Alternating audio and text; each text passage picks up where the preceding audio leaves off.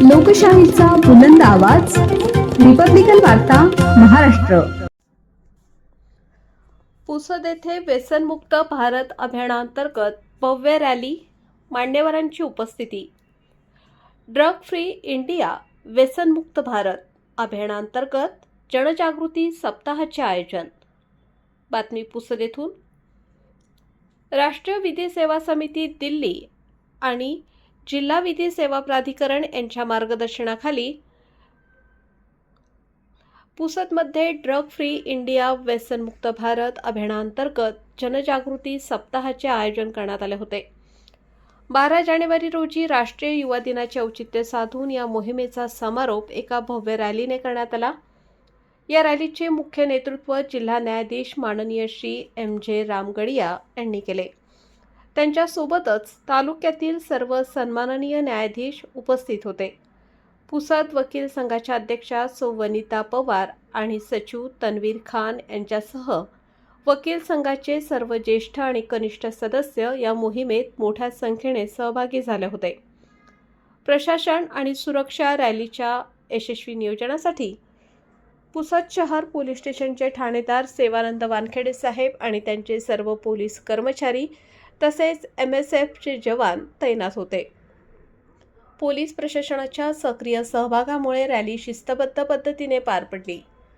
सहभागी शिक्षण संस्था, शहरातील विविध शाळा, महाविद्यालयांचे शिक्षक आणि शेकडो विद्यार्थ्यांनी हातामध्ये जनजागृतीपर फलक घेऊन या रॅलीत सहभाग नोंदवला। यात प्रामुख्याने RS गोपाळ विद्यालय, वत्सलाबाई नाईक विद्यालय, नवजीवन इंग्लिश स्कूल, नर्सिंग महाविद्यालय, गुलाम नबी आझाद महाविद्यालय या विद्यार्थ्यांनी घोषणाबाजी करत अंमली पदार्थांच्या विरोधात समाजात प्रबोधन केले।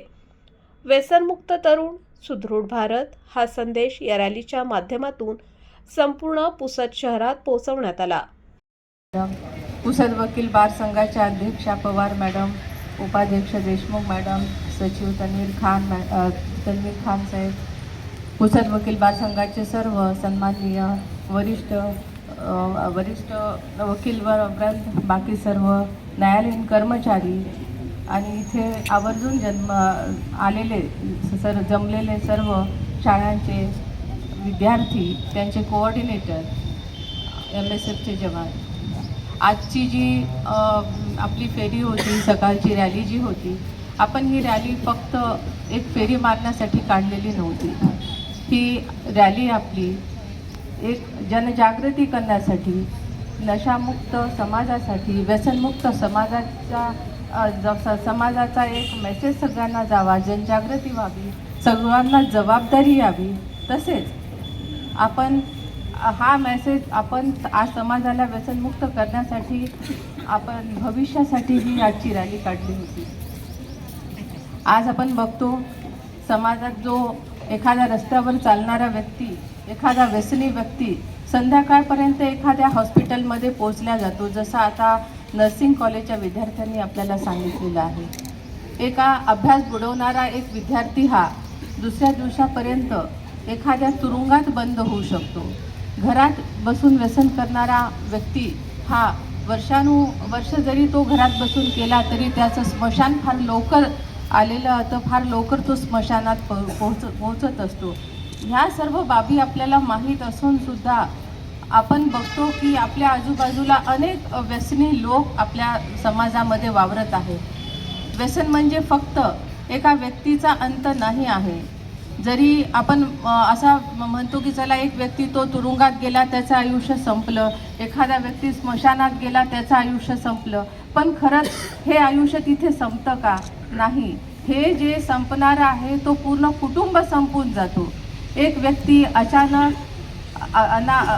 कमी वयामध्ये जर गेला असेल तर त्याच्या मागे त्याची पत्नी असते, त्याच्या मागे त्याची मुलं असतात जी रस्त्यावर येतात, आईबाबा असतात ज्यांना त्यांचं भविष्य त्या मुलांमध्ये दिसत असतं।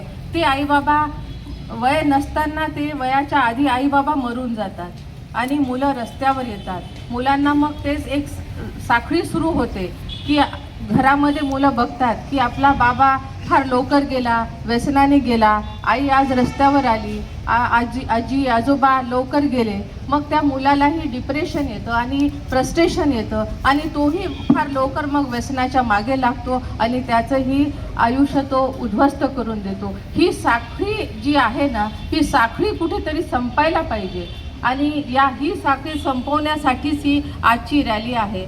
आणि त्यामुळे मी म्हणते आपल्या सगळ्यांची जबाबदारी आहे. फक्त व्यसनमुक्त करणं एवढी जबाबदारी नाही, व्यसनमुक्त आपण स्वतः होणं एवढी जबाबदारी नाही, तर आपल्या आजूबाजूला जे व्यसनी लोक आहेत त्यांना जिथे जिथे गरज असेल तिथे आपण त्यांना व्यसनामधून बाहेर येण्यासाठी मदत द्यायची आहे. आज इथे अनेक सगळे वकील वृंद आज इथे हजर आहे, इथे सगळे न्यायालयीन कर्मचारी हजर आहे. हे सर्व अशा अनेक प्रकरणाचे साक्षीदार असतील की जे प्रकरणं केवळ व्यसनामुळे कोर्टापर्यंत आलेली आहे. आज पोलीस कर्मचारी आहे, तुरुंगवाल्यांना जाऊन विचारा, ते अनेक प्रकरणाचे असे साक्षी असतील की ते फक्त व्यसनामुळे ते लोक, चांगल्या घराचे लोक हे तुरुंगात गेलेले आहेत. तर हे सगळं बंद करण्यासाठी आज आपण सर्वांना व्यसनमुक्त करण्याची, आपला समाज व्यसनमुक्त करण्यासाठी आज आपण वचनबद्ध होऊया. धन्यवाद. वनिता आशिष पवार, वकील संघाचे अध्यक्ष या नात्याने आपल्याशी बोलत आहे. आज ड्रग्स फ्री इंडिया अंतर्गत एका रॅलीचे आयोजन केले होते.